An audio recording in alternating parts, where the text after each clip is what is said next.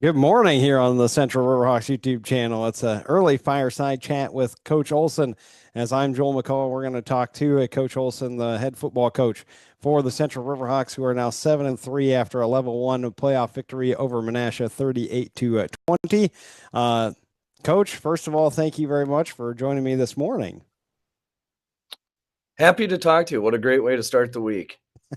Right? Well, we neither one of us started very well on Friday night.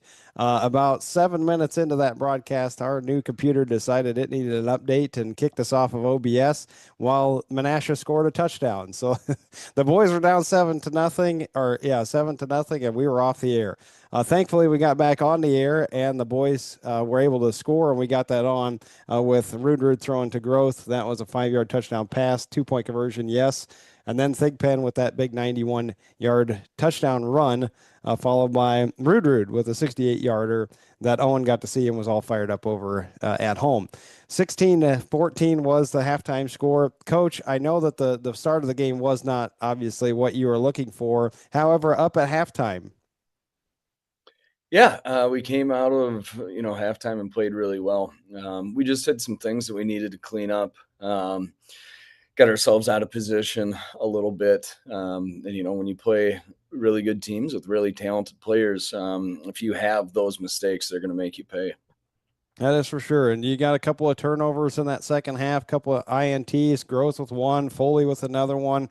Rudrud ends up with 5 total touchdowns, throwing one, running for 4, and the boys end up winning 38-20. I know the full stats wasn't quite up on Bound last night. You might have had it already put in this morning. I haven't checked, but I know Rudrud had about 250 yards rushing. And you hit those big plays that we talked about that were kind of missing against Onalaska. Yeah, we were able to crack a few. I thought we sustained blocks better, and we also had some good blocking downfield by our receivers that kind of sprung some things. So, yeah, we're going to need to come out and play like we did in the second half, right away in the first quarter this Friday. Well, you play River Falls. One last thing I was going to ask about on Friday night, defensive wise, who do you think played the best? Because there was a lot of guys that really stepped up, but I was wondering from your perspective. Yeah, it's always if you're going to play good defense, it's got to be a total team effort. I thought that Aaron Bewley had a heck of a game from the safety position. We've got two pretty good safeties that are great at coming down and tackling in the run game. I thought Aaron especially played really well. Noah Nicholson had a really good game for us on the defensive line. I think that that's probably the best game that he's played so far. It's a good time to be playing your best at those two positions. Well, I know that you subbed in with LaRue too, starting there for the Riverhawks on defense as well. He played extremely well too. It's not an easy task. He's played here and there, but we asked him to go out and start for us and play the whole game this week, and he did a heck of a job. Yeah, that was his first start for the varsity side on the defensive or defensive position in the secondary. Well, we'll move over to River Falls. Then they're 9-1, 6-1 in their conference, and they defeated Beaver Dam 48-21. And then Tara Savage, they're very good running back, 6 touchdowns on the night, 34 carries, 169 yards. They had 23rd quarter points as it was 21-13 at halftime. So they had a close game at half with the Beaver Dam, but ended up coming back out. Massa, I'm not sure on how they pronounce the quarterback yet. He also threw for 204. This is a well balanced attack. I looked at their numbers, 1,990 passing yards, over 1,800 rushing yards. They utilize Tara Savage as well as a couple other guys. Bartlett also gets several carries. Their offense is explosive. I mean, if you look at their numbers, and it's balanced, coach. Yeah, you can't take any one thing away because they're really good in all facets offensively. There's 2 times this year where they're held to under 40 points. So they can control the ball and wear you down. But they also hit the explosive big plays too. They're just a really, really good football team. Yeah, they lost their own losses to New Richmond 6-23, and in that game they had 20 carries for 20 yards rushing. That was it.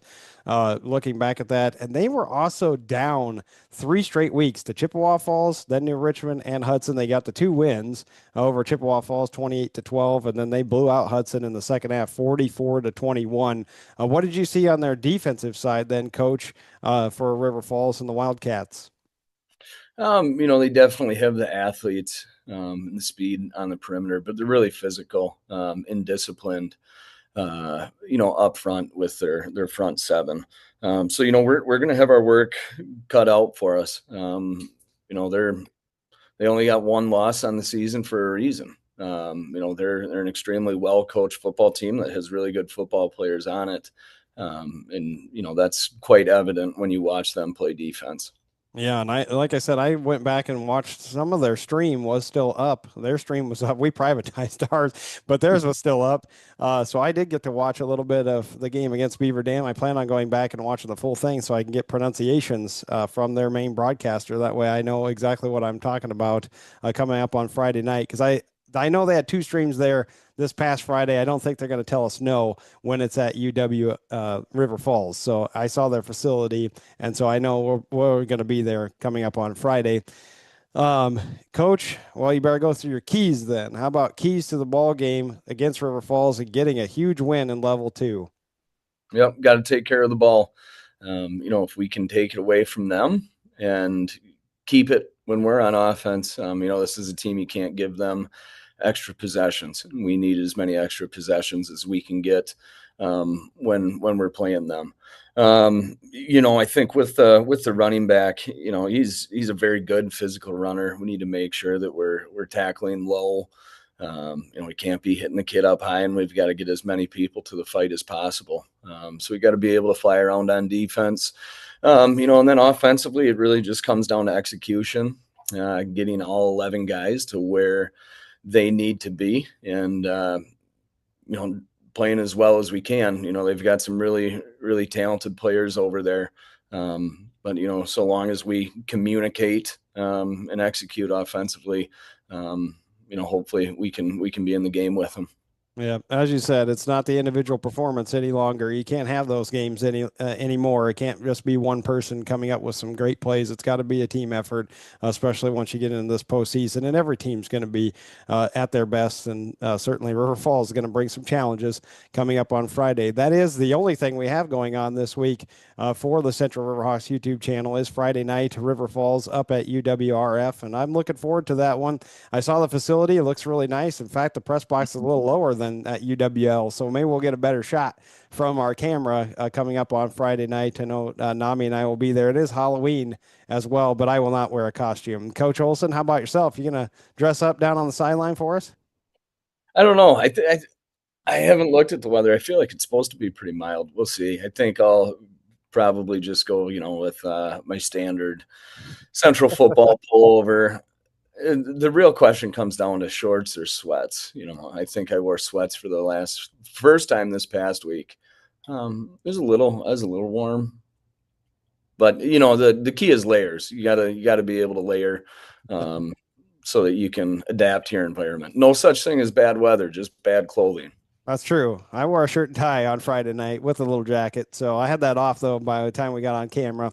I will not do that on the long road trip with Nami. I'll probably wear something more comfortable than a shirt and tie coming up on Friday night with me being in the car with him for 2.5 hours.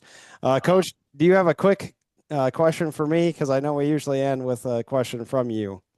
Yeah, if you had a walkout song, if you were a professional wrestler or a closer in baseball, what would your entrance music be? Uh, I would probably say something from a band called 10 Years because that was one of my favorite bands for a long time. I can't remember the song, but I really liked. They had one hit that I really really liked because the entrance of it was really good, and so it would have to be from them. But I know that's very obscure, and I can't think of the name of the actual song, but that's what I would have used. I'll have to look it up, and maybe that's how you start your broadcast. Instead of playing the central fight song, you can play your own personal intro music. Well, I mean, everybody should use the best entrance music of all time. Clearly, is Stone Cold Steve Austin. I mean, the glass shattering, he comes walking down. I think that's probably the best music to get somebody completely pumped up. I know we're getting copyrighted a few times since I've been using those bumpers and the money quarter, but I enjoy them, and we're not getting actually tagged for taking them off, so we'll probably keep those up too. Yeah, awesome. I love it. I really like, and maybe this is just a generational thing, but John Cena. I mean, he does have a very good entrance, that is for sure. Because the little whatever it is, I don't even know what hits first, but it's like symbols, and then yeah, it really ranks up. So I'll give you that one. I like his obviously cult of personality because I'm a huge nerd when it comes to professional wrestling. So I love CM Punk, and he's got Yeah, a good one too. So there's a lot of them out there though. I like what the kids do for baseball because baseball, the kids always do have a walk up song, and it's interesting to hear what everybody has. I love it too. Yeah, it's interesting. It's good when you got good ones. When they got bad ones, not so much. True. Some of that warm up music you guys have. Whew, I can't handle that on Friday nights when the boys are warming up for football.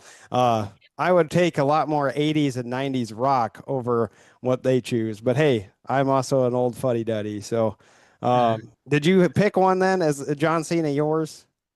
Yeah, I'd probably go John Cena. All right. Thunderstruck would also be another one by AC/DC, but they're awfully particular about their copyright stuff. So you will not be hearing any AC/DC on the Central Riverhawks YouTube channel on Friday night, but you might hear a couple of those money bumpers as we get you set for playoffs on level two. It'll be River Falls hosting Central. Coming up on Friday night, 6:45, then 7 o'clock will be the kickoff, and we'll be bringing it to you here on the Central Riverhawks YouTube channel. Coach Olson, thank you so much as always. Best of luck to the boys coming up on Friday, and I'll see you Thursday quickly. Awesome. Thanks, Joel. Yep, no problem. All right, so that is it for what we have this week here on the Central Riverhawks YouTube channel. I'm Joel.